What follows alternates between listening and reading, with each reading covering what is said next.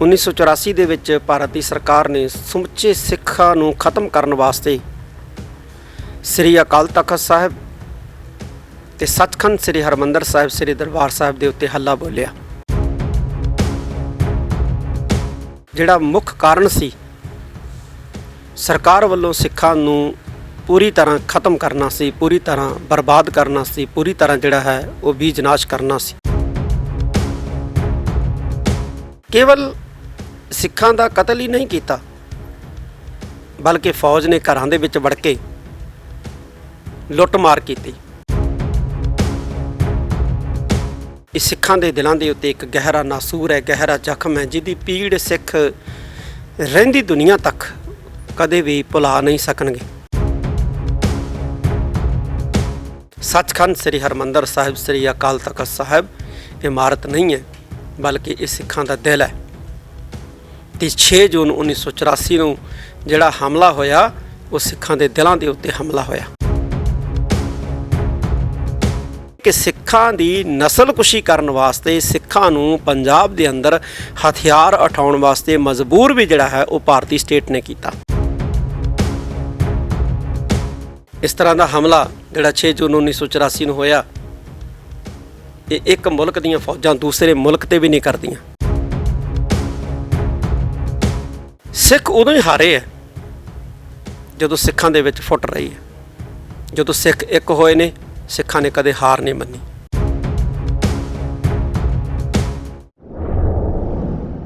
ਸਭ ਤੋਂ ਪਹਿਲਾਂ ਤਾਂ ਸਮੂਹ ਦੇਸ਼ਾਂ ਵਿਦੇਸ਼ਾਂ ਦੇ ਵਿੱਚ ਵਸਦੀਆਂ ਸਿੱਖ ਸੰਗਤਾਂ ਨੂੰ ਸਰਬੰਸ ਦਾਨੀ ਧੰਨ ਧੰਨ ਸਾਹਿਬ ਸ੍ਰੀ ਗੁਰੂ ਗੋਬਿੰਦ ਸਿੰਘ ਮਹਾਰਾਜ ਵੱਲੋਂ ਬਖਸ਼ੀ ਫਤਿਹ ਪ੍ਰਵਾਨ ਹੋਵੇ। ਵਾਹਿਗੁਰੂ ਜੀ ਕਾ ਖਾਲਸਾ, ਵਾਹਿਗੁਰੂ ਜੀ ਕੀ ਫਤਿਹ। ਅੱਜ ਅਸੀਂ 6 ਜੂਨ ਨੂੰ ਘੱਲੂਘਾਰਾ ਦਿਵਸ ਮਨਾ ਰਹੇ ਹਾਂ,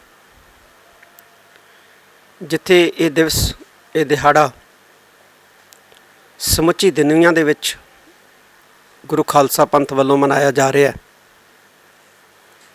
ਉੱਥੇ ਅਕਾਲ ਚੈਨਲ ਵੱਲੋਂ ਇਸ ਦਿਹਾੜੇ ਨੂੰ ਸਮਰਪਿਤ ਪਰਸੋਂ ਤੋਂ ਤੁਰਕੀ ਬਾਣੀ ਦੇ ਸ੍ਰੀ ਅਖੰਡ ਪਾਠ ਸਾਹਿਬ ਆਰੰਭ ਹੋਏ ਸਨ, ਜਿਨ੍ਹਾਂ ਦੀ ਅੱਜ ਸਮਾਪਤੀ ਹੋਈ ਹੈ। ਇਹ ਜਿਹੜਾ ਦਿਹਾੜਾ ਹੈ 6 ਜੂਨ ਦਾ, ਇਹ ਸਿੱਖ ਜਗਤ ਵਾਸਤੇ ਬਹੁਤ ਅਹਿਮ ਦਿਹਾੜਾ ਹੈ। ਇਹਨੂੰ ਅਸੀਂ 84 ਦੇ ਘੱਲੂਘਾਰੇ ਦਾ ਨਾਮ ਵੀ ਦਿੰਦੇ ਹਾਂ। ਘੱਲੂਘਾਰੇ ਦਾ ਅਰਥ ਹੁੰਦਾ ਹੈ ਉਹ ਹਮਲਾ ਜਿਸ ਵਿੱਚ ਪੂਰੀ ਦੀ ਪੂਰੀ ਕੌਮ ਨੂੰ ਨੇਸਤੋ ਨਾਬੂਦ ਕਰਨ ਦਾ ਕੋਝਾ ਯਤਨ ਕੀਤਾ ਗਿਆ ਹੋਵੇ। ਸਿੱਖ ਕੌਮ 6 ਜੂਨ 1984 ਦੇ ਘੱਲੂਘਾਰੇ ਤੋਂ ਪਹਿਲੋਂ 2 ਘੱਲੂਘਾਰਿਆਂ ਦੀ ਪੀੜ ਜਿਹੜੀ ਹੈ ਉਹ ਪਹਿਲਾਂ ਵੀ ਆਪਣੇ ਪਿੰਡਾਂ ਦੇ ਉੱਤੇ ਹੰਢਾ ਚੁੱਕੀ ਹੈ। ਪਹਿਲਾ ਘੱਲੂਘਾਰਾ 1745 ਦੇ ਵਿੱਚ ਜ਼ਿਲ੍ਹਾ ਗੁਰਦਾਸਪੁਰ ਦੇ ਕਾਹਨੂੰਵਾਲ ਦੇ ਛੰਭ ਦੇ ਵਿੱਚ ਹੋਇਆ, ਜਿਹਦੇ ਵਿੱਚ 7000 ਦੇ ਕਰੀਬ ਸਿੰਘ ਸਿੰਘਣੀਆਂ, ਬੱਚੇ ਬਜ਼ੁਰਗ ਸ਼ਹੀਦ ਹੋਏ।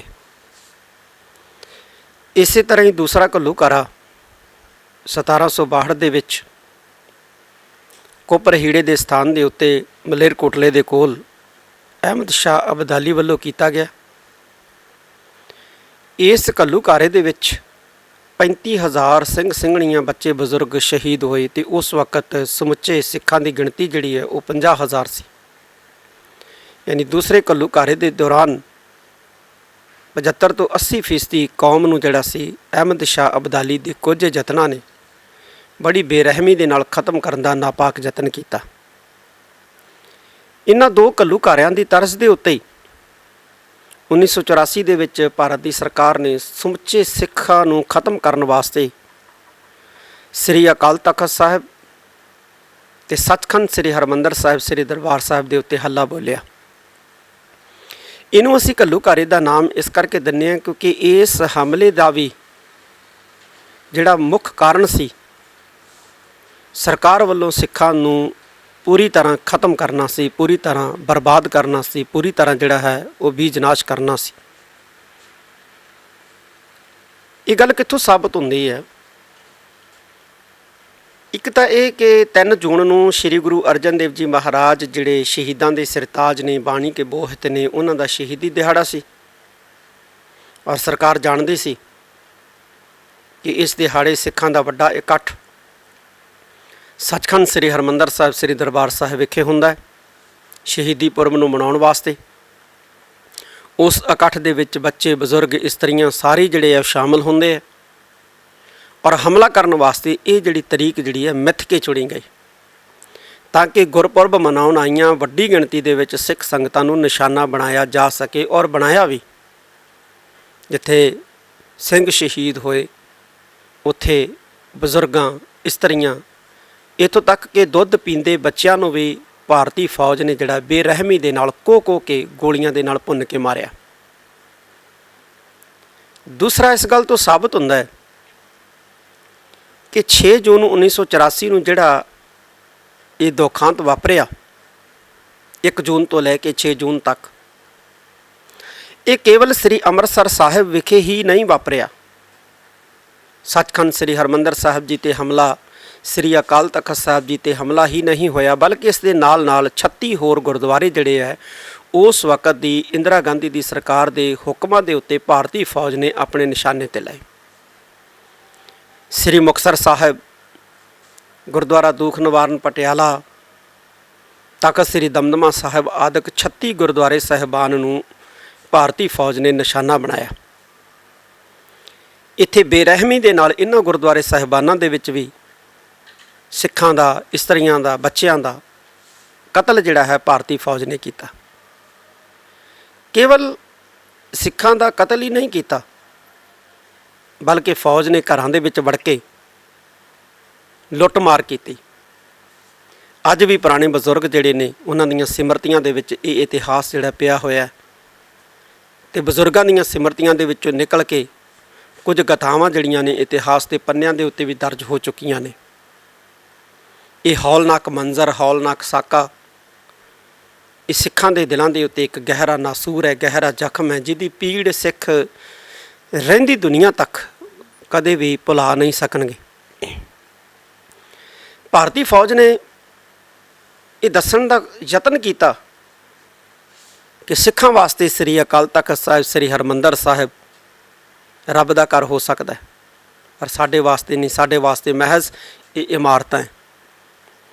ਅੱਜ ਵੀ ਜਿਹੜੇ ਲੋਕ ਇਹ ਗੱਲਾਂ ਕਹਿੰਦੇ ਹੈ ਕਿ ਸੱਚਖੰਡ ਸ੍ਰੀ ਹਰਿਮੰਦਰ ਸਾਹਿਬ ਇੱਕ ਇਮਾਰਤ ਹੈ, ਸ੍ਰੀ ਅਕਾਲ ਤਖਤ ਸਾਹਿਬ ਇੱਕ ਇਮਾਰਤ ਹੈ, ਉਹ ਇੱਕ ਕਿਸਮ ਦੀ ਸਰਕਾਰ ਦੀ ਜਿਹੜੀ ਸੋਚ ਹੈ ਉਸ ਨੂੰ ਹੀ ਜਿਹੜਾ ਹੈ ਉਹਦੀ ਪ੍ਰੋੜਤਾ ਹੀ ਕਰਦੇ ਨੇ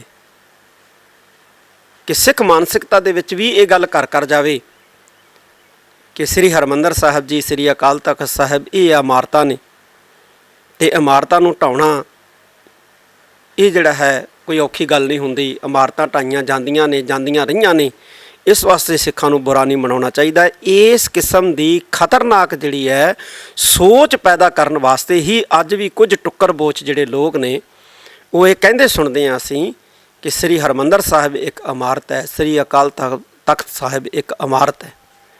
ਪਰ ਮੈਂ ਦੱਸਣਾ ਚਾਹੁੰਦਾ, ਕਹਿਣਾ ਚਾਹੁੰਦਾ ਕਿ ਸਿੱਖਾਂ ਵਾਸਤੇ ਜਿਹੜੇ ਸੱਚੇ ਸਿੱਖ ਨੇ, ਜਿਹੜੇ ਧੰਨ ਗੁਰੂ ਗ੍ਰੰਥ ਸਾਹਿਬ ਸੱਚੇ ਪਾਤਸ਼ਾਹ 'ਤੇ ਆਸਥਾ ਰੱਖਦੇ ਨੇ, ਜਿਹੜੇ ਸ੍ਰੀ ਗੁਰੂ ਨਾਨਕ ਦੇਵ ਜੀ ਮਹਾਰਾਜ ਤੋਂ ਲੈ ਕੇ 10ਵੇਂ ਪਾਤਸ਼ਾਹ ਸ੍ਰੀ ਗੁਰੂ ਗੋਬਿੰਦ ਸਿੰਘ ਮਹਾਰਾਜ ਤੱਕ 10 ਪਾਤਸ਼ਾਹੀਆਂ 'ਤੇ ਵਿਸ਼ਵਾਸ ਰੱਖਦੇ ਨੇ, ਜਿਹੜੇ ਗੁਰੂ ਸਾਹਿਬਾਨਾਂ ਵੱਲੋਂ ਚਲਾਈਆਂ ਪਰੰਪਰਾਵਾਂ ਦੇ ਉੱਤੇ ਭਰੋਸਾ ਰੱਖਦੇ ਨੇ, ਉਹਨਾਂ ਸਿੱਖਾਂ ਵਾਸਤੇ ਸੱਚਖੰਡ ਸ੍ਰੀ ਹਰਿਮੰਦਰ ਸਾਹਿਬ ਸ੍ਰੀ ਅਕਾਲ ਤਖਤ ਸਾਹਿਬ ਇਮਾਰਤ ਨਹੀਂ ਹੈ, ਬਲਕਿ ਇਹ ਸਿੱਖਾਂ ਦਾ ਦਿਲ ਹੈ। ਅਤੇ 6 ਜੂਨ 1984 ਨੂੰ ਜਿਹੜਾ ਹਮਲਾ ਹੋਇਆ ਉਹ ਸਿੱਖਾਂ ਦੇ ਦਿਲਾਂ ਦੇ ਉੱਤੇ ਹਮਲਾ ਹੋਇਆ ਅਤੇ ਦਿਲਾਂ ਦੇ ਉੱਤੇ ਹੋਏ ਹਮਲੇ ਜਿਹੜੇ ਹੈ ਕਦੇ ਭੁਲਾਏ ਨਹੀਂ ਜਾ ਸਕਦੇ। ਇਸੇ ਕਰਕੇ ਅੱਜ ਵੀ ਅਸੀਂ ਇਹ ਕਹਿੰਦੇ ਹਾਂ ਕਿ ਸਿੱਖ ਕਦੇ 1984 ਨੂੰ ਭੁੱਲ ਨਹੀਂ ਸਕਦੇ ਔਰ ਨਾ ਹੀ ਸਿੱਖਾਂ ਨੇ ਜਿਹੜਾ ਹੈ 1984 ਨੂੰ ਕਦੇ ਭੁੱਲਣਾ ਹੈ। ਜਦੋਂ ਅਸੀਂ ਕਾਰਨਾਂ ਦਾ ਵਿਸ਼ਲੇਸ਼ਣ ਕਰਦੇ ਹਾਂ ਕਿ ਕਿਉਂ ਸਿੱਖਾਂ ਨੂੰ ਹਥਿਆਰ ਉਠਾਉਣੇ ਪਏ, ਕਿਉਂ ਇੱਥੋਂ ਤੱਕ ਨੌਬਤ ਆਈ। 1947 ਦੇ ਵਿੱਚ ਜਦੋਂ ਦੇਸ਼ ਆਜ਼ਾਦ ਹੋਇਆ, ਭਾਰਤੀ ਲੋਕਾਂ ਦੇ ਮੁਤਾਬਕ, ਤਾਂ ਉਸ ਵਕਤ ਦੇ ਭਾਰਤੀ ਹੁਕਮਰਾਨਾਂ ਨੇ ਸਿੱਖਾਂ ਦੇ ਨਾਲ ਕੁਝ ਵਾਅਦੇ ਕੀਤੇ ਸਨ। ਸਿੱਖਾਂ ਦਾ ਇਸ ਮੁਲਕ ਦੇ ਵਿੱਚ ਮਾਨ ਸਨਮਾਨ ਹੋਏਗਾ। ਸਿੱਖਾਂ ਦੇ ਸਿਧਾਂਤਾਂ, ਪਰੰਪਰਾਵਾਂ, ਮਰਿਆਦਾਵਾਂ ਦੀ ਇਸ ਮੁਲਕ ਦੇ ਵਿੱਚ ਇੱਜ਼ਤ ਹੋਏਗੀ, ਰਾਖੀ ਹੋਏਗੀ। ਸਿੱਖਾਂ ਦੇ ਆਰਥਿਕ ਵਸੀਲੇ ਜਿਹੜੇ ਹੈ ਉਹਨਾਂ ਦੀ ਲੁੱਟ ਨਹੀਂ ਹੋਏਗੀ। ਸਿੱਖਾਂ ਦਾ ਮਾਨ, ਸ਼ਾਨ, ਸਮਾਜਿਕ ਰੁਤਬਾ ਜਿਹੜਾ ਹੈ ਉਹ ਬਰਕਰਾਰ ਰੱਖਿਆ ਜਾਵੇਗਾ। ਪਰ ਅਫਸੋਸ 1947 ਦੇ ਵਿੱਚ ਮੁਲਕ ਦਾ ਬਟਵਾਰਾ ਹੁੰਦਿਆਂ ਹੀ ਸਿੱਖਾਂ ਨੂੰ ਜਰਾਇਮ ਪੇਸ਼ਾ ਕਹਿ ਕੇ ਸਭ ਤੋਂ ਵੱਡਾ ਜਿਹੜਾ ਸਿੱਖਾਂ ਦਾ ਤਿਰਸਕਾਰ ਕਰਨ ਦਾ ਕੋਝਾ ਯਤਨ ਇਸ ਭਾਰਤੀ ਹਕੂਮਤ ਵੱਲੋਂ ਕੀਤਾ ਗਿਆ। ਇੱਥੇ ਬਸ ਨਹੀਂ, 1955 ਦੇ ਵਿੱਚ ਪਹਿਲੀ ਵਾਰ ਸੱਚਖੰਡ ਸ੍ਰੀ ਹਰਿਮੰਦਰ ਸਾਹਿਬ ਦੇ ਵਿੱਚ ਜੁੱਤੀਆਂ ਸਣੇ ਪੁਲਿਸ ਜਿਹੜੀ ਹੈ ਉਹ ਅੰਦਰ ਵਾੜੀ ਗਈ ਪ੍ਰਕਰਮਾਂ ਦੇ ਵਿੱਚ। ਜਿਹੜੇ ਕਹਿੰਦੇ ਸੀ ਕਿ ਸਿੱਖਾਂ ਦੇ ਧਾਰਮਿਕ ਅਸਥਾਨਾਂ ਦੀ ਮਾਨ ਸਨਮਾਨ ਅਤੇ ਮਰਿਆਦਾ ਜਿਹੜੀ ਆ ਉਹ ਕਾਇਮ ਰੱਖੀ ਜਾਏਗੀ, ਉਸੇ ਭਾਰਤੀ ਸਟੇਟ ਨੇ 1955 ਦੇ ਵਿੱਚ ਪਹਿਲੀ ਵਾਰ ਸੱਚਖੰਡ ਸ੍ਰੀ ਹਰਿਮੰਦਰ ਸਾਹਿਬ ਜੀ ਦੀ ਬੇਅਦਬੀ ਕੀਤੀ, ਜਦੋਂ ਪੁਲਿਸ ਫੋਰਸ ਜਿਹੜੀ ਹੈ ਉਹ ਜੁੱਤੀਆਂ ਲੈ ਕੇ ਪ੍ਰਕਰਮਾਂ ਦੇ ਵਿੱਚ ਦਾਖਲ ਹੋਈ। ਇਹ ਸਿੱਖਾਂ ਦੇ ਮਨਾਂ ਦੇ ਉੱਤੇ ਇੱਕ ਗਹਿਰੀ ਸੱਟ ਵੱਜੀ। ਫਿਰ ਕਿਹਾ ਗਿਆ ਕਿ ਸਿੱਖਾਂ ਦੇ ਜਿਹੜੇ ਆਰਥਿਕ ਵਸੀਲੇ ਨੇ ਉਹਨਾਂ ਦੀ ਸੁਰੱਖਿਆ ਕੀਤੀ ਜਾਏਗੀ, ਉਹਨਾਂ ਨੂੰ ਮਜ਼ਬੂਤ ਕੀਤਾ ਜਾਏਗਾ, ਕਾਇਮ ਕੀਤਾ ਜਾਏਗਾ। ਸਿੱਖ ਪੰਜਾਬ ਦੇ ਵਿੱਚ ਬਹੁ ਗਿਣਤੀ ਦੇ ਵਿੱਚ ਵਸਦੇ ਨੇ ਅਤੇ ਸਿੱਖਾਂ ਦਾ ਜ਼ਿਆਦਾਤਰ ਜਿਹੜਾ ਹੈ ਕਿੱਤਾ ਜਿਹੜਾ ਹੈ ਉਹ ਖੇਤੀ ਦੇ ਉੱਤੇ ਨਿਰਭਰ ਹੈ। ਖੇਤੀ ਜਿਹੜੀ ਹੈ ਉਹ ਪਾਣੀ ਦੇ ਉੱਤੇ ਨਿਰਭਰ ਹੈ ਅਤੇ ਸ਼ਰੇਆਮ ਭਾਰਤੀ ਹਕੂਮਤ ਨੇ, ਭਾਰਤੀ ਫੌਜ ਨੇ ਪੰਜਾਬ ਦੇ ਪਾਣੀਆਂ ਦੀ ਅੰਨੀ ਲੁੱਟ ਕੀਤੀ ਗਈ। ਅੰਤਰਰਾਜੀ ਕਾਨੂੰਨ ਨੂੰ ਛਿੱਕੇ ਟੰਗ ਕੇ ਪਾਣੀਆਂ ਦੀ ਲੁੱਟ ਜਿਹੜੀ ਹੈ ਇਸ ਧਰਤੀ ਦੇ ਉੱਤੇ ਭਾਰਤੀ ਹਕੂਮਤ ਨੇ ਸਿੱਖਾਂ ਦੇ ਵਿਰੁੱਧ ਜਿਹੜਾ ਹੈ ਉਹ ਕੀਤੀ, ਤਾਂ ਕਿ ਸਿੱਖਾਂ ਦਾ ਆਰਥਿਕ ਤੌਰ ਦੇ ਉੱਤੇ ਲੱਕ ਤੋੜਿਆ ਜਾ ਸਕੇ, ਸਿੱਖਾਂ ਦੀ ਕਮਰ ਤੋੜੀ ਜਾ ਸਕੇ। 1947 ਦੇ ਵਿੱਚ ਪਾਕਿਸਤਾਨ ਦੇ ਪੰਜਾਬ ਜਾਂ ਪਾਕਿਸਤਾਨ ਦੇ ਇਲਾਕਿਆਂ 'ਚੋਂ ਉੱਜੜ ਕੇ ਆਏ ਸਿੱਖਾਂ ਨੂੰ ਪੰਜਾਬ ਦੇ ਨਾਲ ਨਾਲ ਨਹੀਂ ਵਸਾਇਆ ਗਿਆ, ਤਾਂ ਕਿ ਸਿੱਖ ਸ਼ਕਤੀ ਜਿਹੜੀ ਹੈ ਇੱਕ ਜਗ੍ਹਾ 'ਤੇ ਕੇਂਦਰਿਤ ਨਾ ਹੋ ਸਕੇ, ਬਲਕਿ 47 ਤੋਂ ਬਾਅਦ ਜਿਹੜੇ ਸਿੱਖ ਪਾਕਿਸਤਾਨ ਤੋਂ ਉੱਜੜ ਕੇ ਆਏ ਉਹਨਾਂ ਨੂੰ ਹਿੰਦੁਸਤਾਨ ਦੇ ਦੂਰ ਦੁਰਾਂਡੇ ਇਲਾਕਿਆਂ ਦੇ ਵਿੱਚ ਸੁੱਟਿਆ ਗਿਆ, ਦੂਰ ਦੁਰਾਂਡੇ ਇਲਾਕਿਆਂ ਦੇ ਵਿੱਚ ਵਸਾਇਆ ਗਿਆ, ਤਾਂ ਕਿ ਸਿੱਖ ਜਿਹੜੇ ਹੈ ਉਹ ਹਮੇਸ਼ਾ ਹੀ ਕਦੇ ਵੀ ਜਿਹੜਾ ਹੈ ਉਹ ਹਿੰਦੁਸਤਾਨ ਦੇ ਵਿੱਚ ਇਕੱਠੇ ਹੋ ਕੇ ਆਪਣੀ ਜਿਹੜੀ ਹੈ ਸ਼ਕਤੀ ਦਾ ਮੁੜ ਜਿਹੜਾ ਹੈ ਉਹ ਸੰਚਾਰ ਨਾ ਕਰ ਸਕਣ। ਇਹ ਵੀ ਇੱਕ ਉਸ ਵਕਤ ਦੀ ਕੋਝੀ ਚਾਲ ਸੀ। ਬਾਕੀ ਸਟੇਟਾਂ ਨੂੰ ਭਾਸ਼ਾ ਦੇ ਆਧਾਰ ਦੇ ਉੱਤੇ ਵੰਡਿਆ ਗਿਆ, ਪਰ ਜਦੋਂ ਪੰਜਾਬ ਨੂੰ ਪੰਜਾਬੀ ਬੋਲੀ ਦੇ ਆਧਾਰ ਦੇ ਉੱਤੇ ਬਣਾਉਣ ਦੀ ਗੱਲ ਚੱਲੀ ਤਾਂ ਪਹਿਲਾਂ ਆਨਾਕਾਨੀ ਕੀਤੀ ਗਈ, ਸਿੱਖਾਂ ਨੂੰ ਮੋਰਚੇ ਲਾਉਣੇ ਪਏ, ਅਤੇ ਜੇ ਮੰਗ ਮੰਨੀ ਤਾਂ ਬੇਦਰਦੀ ਦੇ ਨਾਲ, ਬੇਰਹਿਮੀ ਦੇ ਨਾਲ ਬਹੁਤ ਸਾਰੇ ਵੱਡੇ ਪੰਜਾਬੀ ਬੋਲਦੇ ਇਲਾਕੇ ਜਿਹੜੇ ਹੈ ਉਹ ਪੰਜਾਬ ਤੋਂ ਬਾਹਰ ਕਰ ਦਿੱਤੇ ਗਏ, ਔਰ ਪੰਜਾਬੀ ਜ਼ਬਾਨ ਨੂੰ ਸਿੱਖਾਂ ਦੀ ਜ਼ਬਾਨ ਕਹਿ ਕੇ ਜਿਹੜਾ ਸੀ ਉਹ ਤਿਰਸਕਾਰਿਆ ਗਿਆ। ਪਾਣੀਆਂ ਨੂੰ ਸਿੱਖਾਂ ਦਾ ਪਾਣੀ ਕਹਿ ਕੇ ਜਿਹੜਾ ਸੀ ਉਹ ਦੁਨੀਆ ਦੇ ਵਿੱਚ ਸਿੱਖਾਂ ਨੂੰ ਜਿਹੜਾ ਹੈ ਉਹ ਆਪਣੇ ਨਿਸ਼ਾਨੇ 'ਤੇ ਲੈਣ ਦਾ ਯਤਨ ਕੀਤਾ ਗਿਆ। ਚਾਹੇ ਭਾਸ਼ਾ ਦਾ ਮਸਲਾ ਸੀ, ਚਾਹੇ ਪਾਣੀਆਂ ਦਾ ਮਸਲਾ ਸੀ, ਇਹ ਕੇਵਲ ਸਿੱਖਾਂ ਦਾ ਮਸਲਾ ਨਹੀਂ ਸੀ, ਇਹ ਸਮੂਹ ਪੰਜਾਬੀਆਂ ਦਾ ਮਸਲਾ ਸੀ। ਹਿੰਦੂ ਜਿਹੜੇ ਬਹੁਤੇ ਵਪਾਰੀ ਨੇ, ਦੁਕਾਨਦਾਰੀ ਕਰਦੇ ਨੇ, ਉਹ ਵੀ ਆਪਣੀ ਦੁਕਾਨਦਾਰੀ ਵਪਾਰ ਇਸ ਕਰਕੇ ਹੀ ਚਲਾ ਪਾਉਂਦੇ ਨੇ ਕਿਉਂਕਿ ਇੱਥੇ ਕਿਸਾਨੀ ਪ੍ਰਫੁੱਲਤ ਹੈ। ਜਰਾ ਵੀ ਨਹੀਂ ਸੋਚਿਆ ਗਿਆ ਕਿ ਜੇ ਪਾਣੀ ਜਿਹੜਾ ਹੈ ਉਹ ਲੁੱਟਿਆ ਗਿਆ, ਕਿਸਾਨੀ ਜੇ ਬਰਬਾਦ ਹੋਈ ਤਾਂ ਸਾਡੇ ਵਪਾਰ ਅਤੇ ਸਾਡੀਆਂ ਦੁਕਾਨਾਂ ਵੀ ਨਸ਼ਟ ਹੋਣਗੀਆਂ। ਔਰ ਗੈਰ ਸਿੱਖਾਂ ਨੇ ਵੀ ਪੰਜਾਬ ਦੇ ਅੰਦਰ ਪਾਣੀਆਂ ਦੀ ਮੰਗ ਨੂੰ, ਪਾਣੀਆਂ ਦੇ ਮਸਲੇ ਨੂੰ ਸਿੱਖਾਂ ਦਾ ਮਸਲਾ ਕਹਿ ਕੇ ਜਿਹੜਾ ਸੀ ਅੱਖੋਂ ਪਰੇਖੋਂ ਕਰਨ ਦਾ ਯਤਨ ਕੀਤਾ ਗਿਆ। ਪੰਜਾਬੀ ਜ਼ਬਾਨ ਕੇਵਲ ਸਿੱਖਾਂ ਦੀ ਜ਼ਬਾਨ ਨਹੀਂ ਸੀ, ਬਲਕਿ ਸਮੂਹ ਪੰਜਾਬੀਆਂ ਦੀ ਜ਼ਬਾਨ ਸੀ। ਪਰ ਇੱਥੇ ਐਸਾ ਭਾਰਤੀ ਸਰਕਾਰ ਨੇ ਭੰਡੀ ਪ੍ਰਚਾਰ ਕੀਤਾ ਕਿ ਗੈਰ ਸਿੱਖਾਂ ਨੇ ਪੰਜਾਬੀ ਜ਼ਬਾਨ ਨੂੰ ਕੇਵਲ ਸਿੱਖਾਂ ਦੀ ਜ਼ਬਾਨ ਕਹਿ ਕੇ ਜਿਹੜਾ ਸੀ ਉਹ ਅਣਗੌਲਿਆਂ ਕਰਨ ਦਾ ਯਤਨ ਕੀਤਾ ਗਿਆ। ਸਿੱਖਾਂ ਦੇ ਹੱਕਾਂ ਦੇ ਉੱਤੇ ਇਹ ਬਹੁਤ ਵੱਡੇ ਡਾਕੇ ਸਨ ਜਿਹੜੇ ਉਸ ਵਕਤ ਦੀ ਭਾਰਤੀ ਹਕੂਮਤ ਨੇ ਮਾਰੇ, ਚਾਹੇ ਉਹ ਪਾਣੀਆਂ ਦੀ ਲੁੱਟ ਸੀ, ਚਾਹੇ ਭਾਸ਼ਾ ਦਾ ਮਸਲਾ ਸੀ। ਤਾਂ ਇਹਨਾਂ ਮਸਲਿਆਂ ਨੂੰ ਸਿੱਖਾਂ ਦਾ ਮਸਲਾ ਕਹਿ ਕੇ ਜਦੋਂ ਪੂਰੇ ਭਾਰਤ ਦੇ ਅੰਦਰ ਸਿੱਖਾਂ ਦੇ ਪ੍ਰਤੀ ਇੱਕ ਨਫ਼ਰਤ ਫੈਲਾਉਣ ਦਾ ਯਤਨ ਕੀਤਾ, ਸਿੱਖਾਂ ਨੇ ਮੋਰਚੇ ਲਾਏ, ਸ਼ਾਂਤਮਈ ਪ੍ਰਦਰਸ਼ਨ ਕੀਤੇ, ਜੇਲ੍ਹਾਂ ਭਰੀਆਂ, ਪਰ ਜਦੋਂ ਸਰਕਾਰ ਦੇ ਕੰਨਾਂ 'ਤੇ ਜੂੰ ਨਾ ਸਰਕੀ, ਸਰਕਾਰ ਨੇ ਸ਼ਾਂਤਮਈ ਸਿੱਖਾਂ ਨੂੰ ਜਿਹੜਾ ਗੋਲੀਆਂ ਦੇ ਨਾਲ ਭੁੰਨਣਾ ਸ਼ੁਰੂ ਕੀਤਾ। ਦਿੱਲੀ ਦੇ ਵਿੱਚ ਸਿੱਖਾਂ ਨੂੰ ਮੋਰਚਿਆਂ ਦੇ ਦੌਰਾਨ ਗੋਲੀਆਂ ਨਾਲ ਭੁੰਨਿਆ ਗਿਆ। ਤਾਂ ਫਿਰ ਗੁਰੂ ਗੋਬਿੰਦ ਸਿੰਘ ਮਹਾਰਾਜ ਦਾ ਇੱਕ ਬਚਨ ਹੈ, ਚੁਕਾਰ ਅਜ਼ਾ ਹਮ ਹੀਲ ਤੇ ਦਰ ਗੁਜ਼ਸਤ ਹਲਾਲ ਅਸਤ ਬੁਰਦਨ ਬਾ ਸ਼ਮਸ਼ੀਰੇ ਦਸਤ। ਬਸ ਇਸੇ ਵਾਕ ਨੂੰ ਯਾਦ ਕਰਦਿਆਂ ਸਿੱਖ ਜਿਹੜੇ ਸੀ ਉਹ ਹਥਿਆਰ ਉਠਾਉਣ ਵਾਸਤੇ ਮਜਬੂਰ ਹੋਏ, ਜਾਂ ਕਹਿ ਦਈਏ ਕਿ ਸਿੱਖਾਂ ਦੀ ਨਸਲਕੁਸ਼ੀ ਕਰਨ ਵਾਸਤੇ, ਸਿੱਖਾਂ ਨੂੰ ਪੰਜਾਬ ਦੇ ਅੰਦਰ ਹਥਿਆਰ ਉਠਾਉਣ ਵਾਸਤੇ ਮਜਬੂਰ ਵੀ ਜਿਹੜਾ ਹੈ ਉਹ ਭਾਰਤੀ ਸਟੇਟ ਨੇ ਕੀਤਾ। ਇੰਦਰਾ ਗਾਂਧੀ ਦੀ ਸਰਕਾਰ ਨੇ ਕੀਤਾ, ਕਾਂਗਰਸ ਨੇ ਕੀਤਾ। ਉਸ ਵਕਤ ਦੀ ਜਿਹੜੀ ਭਾਰਤੀ ਹੁਕੂਮਤ ਸੀ ਉਸ ਨੇ ਸਿੱਖਾਂ ਨੂੰ ਮਜਬੂਰ ਕਰ ਦਿੱਤਾ, ਲਾਚਾਰ ਕਰ ਦਿੱਤਾ ਕਿ ਸਿੱਖ ਹਥਿਆਰਬੰਦ ਸੰਘਰਸ਼ ਵਾਲੇ ਪਾਸੇ ਤੁਰਨ। ਅਤੇ ਸਿੱਖ ਜੇ ਤੁਰੇ ਤਾਂ ਫਿਰ ਉਹਨਾਂ ਨੂੰ ਕੁਚਲਣ ਵਾਸਤੇ, ਉਹਨਾਂ ਨੂੰ ਨੱਪਣ ਵਾਸਤੇ ਬੜੀ ਬੇਰਹਿਮੀ ਦੇ ਨਾਲ ਇਹਨਾਂ ਨੇ ਫੋਰਸਾਂ ਦਾ ਜਿਹੜਾ ਸੀ ਉਹ ਇਸਤੇਮਾਲ ਕੀਤਾ। ਇਸ ਤਰ੍ਹਾਂ ਦਾ ਹਮਲਾ ਜਿਹੜਾ 6 ਜੂਨ 1984 ਨੂੰ ਹੋਇਆ, ਇਹ ਇੱਕ ਮੁਲਕ ਦੀਆਂ ਫੌਜਾਂ ਦੂਸਰੇ ਮੁਲਕ 'ਤੇ ਵੀ ਨਹੀਂ ਕਰਦੀਆਂ। ਇੱਕ ਫੌਜ ਜਦੋਂ ਦੂਸਰੇ ਮੁਲਕ ਦੇ ਉੱਤੇ ਹਮਲਾ ਬੋਲਦੀ ਹੈ ਤਾਂ ਉੱਥੇ ਵੀ ਨੈਤਿਕਤਾ ਦਾ ਜਿਹੜਾ ਖਿਆਲ ਰੱਖਿਆ ਜਾਂਦਾ ਹੈ ਅਜੋਕੇ ਦੌਰ ਦੇ ਅੰਦਰ। ਪਰ ਭਾਰਤੀ ਫੌਜ ਨੈਤਿਕਤਾ ਨੂੰ ਬਿਲਕੁਲ ਜਿਹੜਾ ਹੈ ਉਹ ਜੂਨ 1984 ਦੇ ਹਮਲੇ ਸਮੇਂ ਭੁੱਲ ਚੁੱਕੀ ਸੀ। ਇਹੋ ਹੀ ਕਾਰਨ ਸੀ ਕਿ ਬੇਦਰਦ ਬੇਰਹਿਮੀ ਦੇ ਨਾਲ ਇਸਤਰੀਆਂ ਅਤੇ ਬੱਚਿਆਂ ਤੱਕ ਨੂੰ ਜਿਹੜਾ ਹੈ ਉਹ ਨਹੀਂ ਬਖਸ਼ਿਆ ਗਿਆ। ਪ੍ਰਕਰਮਾਂ ਦੇ ਵਿੱਚ ਸਿਖਰ ਦੁਪਹਿਰੇ ਤਪਦੇ ਹੋਏ ਪੱਥਰਾਂ ਦੇ ਉੱਤੇ ਜਿਹੜਾ ਸੀ ਸਿੱਖਾਂ ਦੀਆਂ ਹੱਥਾਂ ਬਾਹਾਂ ਲੱਤਾਂ ਬੰਨ੍ਹ ਕੇ ਇਹਨਾਂ ਨੂੰ ਜਿਹੜਾ ਲੰਮੇ ਪਾਇਆ ਗਿਆ ਔਰ ਪਾਣੀ ਤੱਕ ਨਹੀਂ ਦਿੱਤਾ ਗਿਆ। ਅਤੇ ਕਈ ਜਿਹੜੇ ਸੀ ਉਹ ਪਿਆਸ ਦੇ ਕਾਰਨ ਤੜਪਦੇ ਪ੍ਰਕਰਮਾਂ ਦੇ ਵਿੱਚ ਹੀ ਮੁਕਤਸਰ ਸਾਹਿਬ ਦੀ ਪ੍ਰਕਰਮਾਂ ਦੇ ਵਿੱਚ, ਤਖ਼ਤ ਸ੍ਰੀ ਦਮਦਮਾ ਸਾਹਿਬ ਵਿਖੇ, ਹੋਰ ਅਨੇਕਾਂ ਗੁਰਦੁਆਰੇ ਸਾਹਿਬਾਨਾਂ ਦੇ ਵਿੱਚ ਸਿੱਖ ਜਿਹੜੇ ਸੀ ਪਿਆਸ ਦੇ ਮਾਰੇ ਤੜਪਦੇ ਜਿਹੜੇ ਸੀ ਉਹ ਦਮ ਤੋੜ ਗਏ। ਔਰ ਉਸ ਵਕਤ ਦੀ ਭਾਰਤੀ ਫੌਜ ਨੂੰ ਬਿਲਕੁਲ ਵੀ ਜਿਹੜਾ ਹੈ ਉਹ ਤਰਸ ਨਹੀਂ ਆਇਆ। ਇਹ ਇੱਕ ਬਹੁਤ ਵੱਡਾ ਹਮਲਾ ਸੀ, ਬਹੁਤ ਸਿੱਖਾਂ ਦੀ ਮਾਨਸਿਕਤਾ ਦੇ ਉੱਤੇ ਗਹਿਰਾ ਹਮਲਾ ਸੀ, ਜਿਹਨੂੰ ਸਿੱਖ ਜਿਹੜਾ ਕਦੇ ਭੁਲਾ ਨਹੀਂ ਸਕਣਗੇ। ਸਵਾਲ ਪੈਦਾ ਹੁੰਦਾ ਹੈ ਕਿ ਇਸ ਹਮਲੇ ਤੋਂ ਬਾਅਦ ਵੀ ਭਾਰਤੀ ਫੌਜ ਦਾ ਜਿਹੜਾ ਦਮਨ ਹੈ, ਜ਼ੁਲਮ ਹੈ, ਉਹ ਬਰਕਰਾਰ ਰਿਹਾ।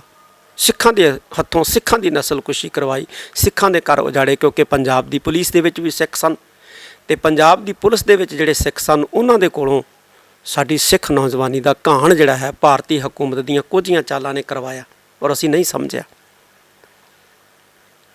ਤਾਂ ਜਦੋਂ ਅਸੀਂ ਵਿਸ਼ਲੇਸ਼ਣ ਕਰਦੇ ਹਾਂ ਇਸ ਜੂਨ 1984 ਦੇ ਘੱਲੂਘਾਰੇ ਦਾ, ਅਤੇ ਸਾਨੂੰ ਇਹ ਵੀ ਵਿਚਾਰਨਾ ਚਾਹੀਦਾ ਹੈ ਕਿ ਅਸੀਂ ਪ੍ਰਾਪਤੀ ਕੀ ਕੀਤੀ ਹੈ, ਅਸੀਂ ਗਵਾਇਆ ਕੀ ਹੈ, ਅਤੇ ਭਵਿੱਖ ਦੇ ਵਿੱਚ ਸਾਡੀਆਂ ਜਿਹੜੀਆਂ ਪਾਲਿਸੀਆਂ ਨੇ, ਸਾਡੀਆਂ ਜਿਹੜੀਆਂ ਨੀਤੀਆਂ ਜਿਹੜੀਆਂ ਨੇ ਉਹ ਅਗਾਂਹ ਹੁਣ ਕੀ ਹੋਣੀਆਂ ਚਾਹੀਦੀਆਂ। ਸਿੱਖ ਉਦੋਂ ਹੀ ਹਾਰੇ ਹੈ ਜਦੋਂ ਸਿੱਖਾਂ ਦੇ ਵਿੱਚ ਫੁੱਟ ਰਹੀ ਹੈ।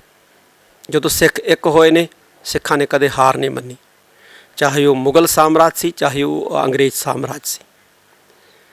ਤਾਂ 1984 ਦੇ ਘੱਲੂਘਾਰੇ ਤੋਂ ਬਾਅਦ ਜੋ ਸਿੱਖ ਸੰਘਰਸ਼ ਚੱਲਿਆ, ਉਸ ਸਿੱਖ ਸੰਘਰਸ਼ ਨੂੰ ਤਾਰੋ ਪੀੜ ਕੀਤਾ ਭਾਰਤੀ ਸਟੇਟ ਨੇ, ਅਤੇ ਉਹ ਸਿੱਖਾਂ ਦੇ ਵਿੱਚ ਫੁੱਟ ਪਾ ਕੇ ਹੀ ਕੀਤਾ। ਫੁੱਟ ਮੁਗਲ ਵੀ ਪਾਉਂਦੇ ਸੀ, ਫੁੱਟ ਅੰਗਰੇਜ਼ਾਂ ਨੇ ਵੀ ਪਾਈ, ਪਰ ਉਸ ਵਕਤ ਜਿਹੜੇ ਸਿਆਣੇ ਸਾਡੇ ਆਗੂ ਹੁੰਦੇ ਸਨ ਉਹ ਫੁੱਟ ਦੇ ਬੀਜਾਂ ਨੂੰ ਨਸ਼ਟ ਕਰ ਦਿੰਦੇ ਸਨ ਅਤੇ ਏਕਤਾ ਲਈ ਆਧਾਰ ਜਿਹੜਾ ਹੈ ਉਹ ਤਿਆਰ ਕਰਦੇ ਸਨ। ਪਰ ਇਸ ਵਾਰ ਕੀ ਹੋਇਆ ਕਿ ਫੁੱਟ ਇਸ ਕਦਰ ਪੈ ਗਈ ਕਿ ਸਾਡਾ ਸਿੱਖ ਸੰਘਰਸ਼ ਹੀ ਜਿਹੜਾ ਸੀ ਉਹ ਖਤਮ ਹੋ ਗਿਆ। ਕਿਉਂਕਿ ਜਿਨ੍ਹਾਂ ਆਗੂਆਂ ਨੇ ਫੁੱਟ ਦੇ ਬੀਜਾਂ ਨੂੰ ਨਸ਼ਟ ਕਰਨਾ ਸੀ, ਉਹਨਾਂ ਆਗੂਆਂ ਦੇ ਪ੍ਰਤੀ ਹੀ ਬੇਭਰੋਸਗੀ ਕੌਮ ਦੇ ਅੰਦਰ ਪੈਦਾ ਕਰਨ ਦਾ ਕੋਝਾ ਯਤਨ ਭਾਰਤੀ ਸਟੇਟ ਨੇ ਚਲਾਇਆ ਔਰ ਅੱਜ ਤੱਕ ਚੱਲ ਰਿਹਾ।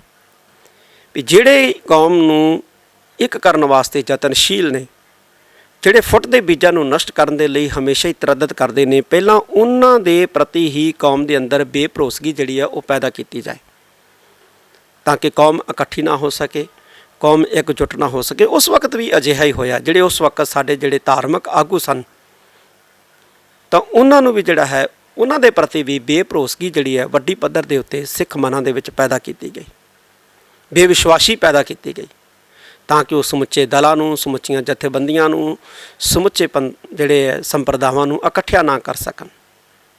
ਅੱਜ ਵੀ ਇਹ ਯਤਨ ਜਿਹੜੇ ਨੇ ਬਾਦ ਦਸਤੂਰ ਜਾਰੀ ਹੈ ਸਾਨੂੰ, ਕਿਉਂਕਿ ਹੁਣ ਸਾਡਾ ਸਿੱਖ ਜਗਤ ਜਿਹੜਾ ਹੈ ਉਹ ਪੰਜਾਬ ਤੱਕ ਮਹਿਦੂਦ ਨਹੀਂ ਰਿਹਾ, ਹਿੰਦੁਸਤਾਨ ਤੱਕ ਮਹਿਦੂਦ ਨਹੀਂ ਰਿਹਾ, ਬਲਕਿ ਪੂਰੇ ਦੇਸ਼ਾਂ ਵਿਦੇਸ਼ਾਂ ਦੇ ਵਿੱਚ ਫੈਲ ਚੁੱਕਿਆ ਹੈ। ਤਾਂ ਸਾਨੂੰ ਜਿਹੜੀ ਹੈ ਹੁਣ ਇੱਕ ਨਵੀਂ ਨੀਤੀ ਘੜਨ ਦੀ ਜ਼ਰੂਰਤ ਹੈ। ਸਾਨੂੰ ਵਿਸ਼ਵ ਦੇ ਸਿੱਖਾਂ ਨੂੰ ਜਿਹੜਾ ਇੱਕ ਮੰਚ ਦੇ ਉੱਤੇ ਬੈਠ ਕੇ ਸੋਚਣ ਵਿਚਾਰਨ ਦੀ ਜ਼ਰੂਰਤ ਹੈ। ਹੁਣ ਅਸੀਂ ਕੇਵਲ ਪੰਜਾਬ ਦੇ ਸਿੱਖਾਂ ਦੀ ਗੱਲ ਨਹੀਂ ਕਰਨੀ, ਹਿੰਦੁਸਤਾਨ ਦੇ ਸਿੱਖਾਂ ਦੀ ਗੱਲ ਨਹੀਂ ਕਰਨੀ, ਬਲਕਿ ਅੰਤਰਰਾਸ਼ਟਰੀ ਪੱਧਰ ਦੇ ਉੱਤੇ ਜਿਹੜੇ ਸਾਡੇ ਵੱਖਰੇ ਵੱਖਰੇ ਦੇਸ਼ਾਂ ਦੇ ਵਿੱਚ ਫੈਲੇ ਸਿੱਖ ਹੈ, ਅਸੀਂ ਉਹਨਾਂ ਦਾ ਵੀ ਜਿਹੜਾ ਹੈ ਮਾਨ ਸਨਮਾਨ ਅਤੇ ਉਹਨਾਂ ਦੇ ਵੀ ਆਰਥਿਕ ਵਸੀਲੇ ਜਿਹੜੇ ਹੈ ਉਹ ਪਰਪੱਕ ਜਿਹੜੇ ਆ ਕਰਨ ਵਾਸਤੇ ਆਪਣੀਆਂ ਨੀਤੀਆਂ ਤਿਆਰ ਕਰਨੀਆਂ। ਸਾਂ ਹਮੇਸ਼ਾ ਜਿਹੜਾ ਹੈ ਇਤਿਹਾਸ ਤੋਂ ਸਬਕ ਸਿੱਖਣਾ। ਜੋ ਨਿਸ਼ਾਨੇ, ਜੋ ਟੀਚੇ ਅਸੀਂ ਮਿੱਥ ਲਏ ਹੈ, ਉਹਨਾਂ ਦੀ ਪ੍ਰਾਪਤੀ ਕਿਵੇਂ ਕੀਤੀ ਜਾ ਸਕਦੀ ਹੈ, ਕਿਹੜੇ ਵੇ ਰਾਹੀਂ ਕੀਤੀ ਜਾ ਸਕਦੀ ਹੈ, ਕਿਹੜਾ ਵੇ ਠੀਕ ਹੈ, ਕਿਹੜਾ ਵੇ ਗਲਤ ਹੈ, ਕਿਹੜਾ ਵੇ ਸੌਖਾ ਹੈ, ਕਿਹੜਾ ਵੇ ਔਖਾ ਹੈ, ਇਹ ਅੱਜ ਸਾਡੇ ਸਿੱਖ ਬੁੱਧੀਜੀਵੀਆਂ ਨੂੰ, ਵਿਸ਼ਵ ਦੇ ਵਿੱਚ ਬੈਠੇ ਸਿੱਖ ਚਿੰਤਕਾਂ ਨੂੰ ਵਿਚਾਰਨ ਦੀ ਬਹੁਤ ਵੱਡੀ ਲੋੜ ਹੈ। ਜਿੱਥੇ ਅੱਜ ਅਸੀਂ 6 ਜੂਨ 1984 ਦਾ ਘੱਲੂਘਾਰਾ ਮਨਾ ਰਹੇ ਹਾਂ, ਉੱਥੇ ਅੱਜ ਸ੍ਰੀ ਗੁਰੂ ਹਰਗੋਬਿੰਦ ਸਾਹਿਬ ਸੱਚੇ ਪਾਤਸ਼ਾਹ ਦਾ ਪ੍ਰਕਾਸ਼ ਪੁਰਬ ਵੀ ਹੈ ਔਰ ਸਮੁੱਚੇ ਸਿੱਖ ਜਗਤ ਦੇ ਵਿੱਚ ਸ੍ਰੀ ਗੁਰੂ ਹਰਗੋਬਿੰਦ ਸਾਹਿਬ ਮਹਾਰਾਜ ਦਾ ਪ੍ਰਕਾਸ਼ ਪੁਰਬ ਵੀ ਜਿਹੜਾ ਹੈ ਉਹ ਮਨਾਇਆ ਜਾ ਰਿਹਾ ਹੈ। ਫਿਰ ਇੱਕ ਵਾਰੀ ਇਸ ਦਿਹਾੜੇ ਦੇ ਮੌਕੇ ਇਹੋ ਹੀ ਸਿੱਖ ਸੰਗਤਾਂ ਨੂੰ ਕਹਿਣਾ ਚਾਹੁੰਦਾ ਕਿ ਜਿਹੜੀਆਂ ਤਾਕਤਾਂ ਸਾਡੇ ਅੰਦਰ ਫੁੱਟ ਪਾਉਣ ਲਈ ਯਤਨਸ਼ੀਲ ਹੈ, ਜਿਹੜੀਆਂ ਤਾਕਤਾਂ ਸਾਨੂੰ ਦੋ ਫਾੜ ਕਰਨ ਲਈ ਯਤਨਸ਼ੀਲ ਹੈ, ਉਹਨਾਂ ਨੂੰ ਅਸੀਂ ਪਹਿਚਾਣੀਏ ਅਤੇ ਬੇਨਕਾਬ ਕਰਨ ਦਾ ਯਤਨ ਕਰੀਏ। ਫਿਰ ਹੀ ਅਸੀਂ ਇਸ ਸੰਸਾਰ ਦੇ ਵਿੱਚ ਕੁਝ ਖੱਟ ਕਮਾ ਪਾਵਾਂਗੇ। ਨਹੀਂ ਤਾਂ ਪਹਿਲੋਂ ਜਿਵੇਂ ਅਸੀਂ ਫੁੱਟ ਕਾਰਨ ਗਵਾ ਲਿਆ, ਅਗਾਂਹ ਵੀ ਜਿਹੜਾ ਹੈ ਉਹ ਗਵਾਉਂਦੇ ਰਹਾਂਗੇ। ਇੰਨੇ ਸ਼ਬਦ ਪ੍ਰਵਾਨ ਮੈਂ ਅਕਾਲ ਚੈਨਲ ਦਾ ਬਹੁਤ ਬਹੁਤ ਧੰਨਵਾਦ ਕਰਦਾ, ਜਿਨ੍ਹਾਂ ਨੇ ਇਸ ਦਿਹਾੜੇ ਨੂੰ ਮਨਾ ਕੇ ਸਮੁੱਚੇ ਸਿੱਖ ਜਗਤ ਦੇ ਅੰਦਰ, ਸਮੁੱਚੇ ਸਿੱਖਾਂ ਦੇ ਅੰਦਰ ਲਾਈਵ ਪ੍ਰਸਾਰਨ ਦੇ ਰਾਹੀਂ ਕਥਾ ਕੀਰਤਨ ਨੂੰ ਪਹੁੰਚਾਉਣ ਦਾ ਇੱਕ ਛੋਟਾ ਜਿਹਾ ਉਪਰਾਲਾ ਕੀਤਾ ਹੈ। ਬਹੁਤ ਬਹੁਤ ਅਕਾਲ ਚੈਨਲ ਦੀ ਸਾਰੀ ਟੀਮ ਦਾ ਬਹੁਤ ਬਹੁਤ ਧੰਨਵਾਦ। ਵਾਹਿਗੁਰੂ ਜੀ ਕਾ ਖਾਲਸਾ, ਵਾਹਿਗੁਰੂ ਜੀ ਕੀ ਫਤਿਹ।